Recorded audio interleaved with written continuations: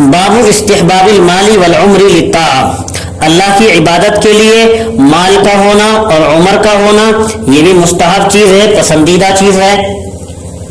اس باب میں مصنف رحمۃ اللہ علیہ صاحب مشکات اس طرح کی حدیثیں لا رہے ہیں جس میں یہ ہے کہ گمنام مالدار اللہ کے یہاں محبوب ہے، اچھے عمل کے ساتھ لمبی عمر کی فضیلت ہے، صدقے سے مال کم نہیں ہوتا ہے، نیکی کی توفیق مل جانا یہ حسن خاتمے کی علامت ہے، تقوی کے ساتھ مال بری چیز نہیں ہے، قیامت میں ہر شخص کا زیادتی عمل کی تمنا کرنا وغیرہ وغیرہ اس طرح کی احادیث آ رہی ہیں۔ یاد رکھیے مال کو بھی انسانی زندگی میں بنیادی اہمیت حاصل ہے، اسی لیے اسلام نے مال سے نفرت کی تعلیم نہیں دی بلکہ مال کو دو حصوں میں تقسیم کر دیا ہے، ایک وہ مال ہے جو پاکیزہ اور حلال کہلاتا ہے اور دوسرا وہ ہے جو حرام کہلاتا ہے۔ پاکیزہ مال کے حصول کی شریعت نے تلقین کی ہے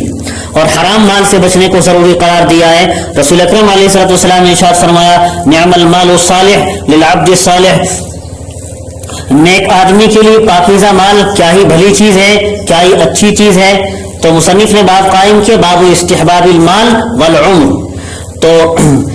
والعمر للطاعہ، اللہ تعالیٰ کی عبادت کرنے کے لیے انسان کے پاس اگر عمر ہے، صحت تندرستی ہے تو انسان اللہ کی عبادت کر سکتا ہے، اور مال بھی ہے بقدر ضرورت اس کے پاس مال ہے، حلال مال ہے تو اللہ کی عبادت فارغ ہو کر سکتا ہے۔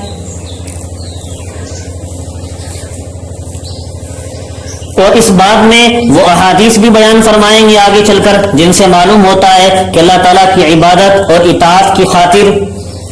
اور دین کی خدمت کی غرض سے اور اخروی بھلائی اور کامیابی حاصل کرنے کے لیے مال و دولت کا کمانا، طلب کرنا اور اسے چاہنا یہ جائز ہے۔ پہلی روایت فصل الاول میں لائے، حضرت سعد رضی اللہ عنہ سے روایت ہے کہ رسول اکرم علیہ الصلوۃ والسلام نے ارشاد فرمایا بے شک اللہ تعالیٰ پرہیزگار، استغنا والے اور گمنام بندے کو پسند فرماتے ہیں۔ ان اللہ یحب العبد التقی الغنی الخفی، روایت مسلم شریف میں ہے۔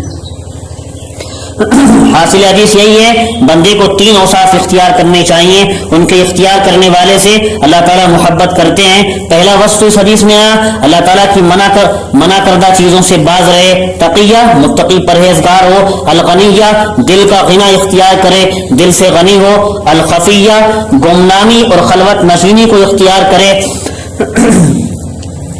لوگوں میں شہرت نہ چاہے بلکہ گمنامی اور تنہائی کو اختیار کر کے اپنے آپ کو دنیا کے فتنوں اور دنیا کی آزمائشوں سے بچائے۔ پھر اگلی حدیث صاحب مشکات لائے ہیں ابو بکرہ رضی اللہ تعالی عنہ کی۔ ابو بکرہ سے روایت ہے کہ رسول اکرم علیہ الصلوۃ والسلام کی خدمت میں ایک شخص نے عرض کیا یا رسول اللہ ای الناس خیر، آدمیوں میں کون آدمی بہتر ہے، یعنی کس قسم کا آدمی آخرت میں زیادہ کامیاب ہونے والا ہے؟ قال، آپ صلی اللہ علیہ وسلم نے ارشاد فرمایا من طال عمرہ وحسن عملہ، وہ آدمی جس کی عمر لمبی ہوئی اور اس کے اعمال بھی اچھے رہے، وہ آدمی تو لوگوں میں سب سے بہتر ہے۔ پھر اسی سوال کرنے والے نے عرض کیا فای الناس شر، اے اللہ کے رسول آدمیوں میں زیادہ برا اور آخرت میں زیادہ نقصان میں رہنے والا کون ہے؟ آپ علیہ السلام نے ارشاد فرمایا من طال عمرہ وساء عملہ، جس کی عمر تو لمبی ہوئی اور اعمال اس کے برے رہے، روایت مسند احمد اور ترمذی اور دارمی میں۔ ظاہر ہے جب کسی شخص کی زندگی اعمال صالحہ والی زندگی ہوگی تو جتنی لمبی عمر اس کو ملے گی اسی قدر اس کے دینی درجات میں ترقی ہوگی، اور اس کے برعکس جس کے اعمال اور اخلاق اللہ سے دور کرنے والے ہوں گے اس کی عمر جتنی زیادہ ہوگی اسی قدر وہ اللہ کی رحمت اور رضامندی سے دور ہوتا چلا جائے گا۔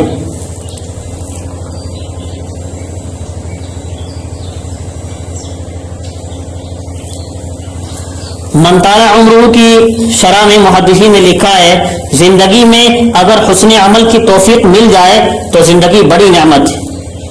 زندگی میں اگر نیک اعمال کی توفیق مل جائے تو زندگی بڑی نعمت ہے، ورنہ وبال جان ہے. زندگی کے اوقات تو تاجر کے راس المال کی طرح ہے، تاجر کے اصل مال کی طرح ہیں. جو وہ اصل مال تجارت میں لگایا کرتا ہے اس کی طرح زندگی کے اوقات ہیں. جس طرح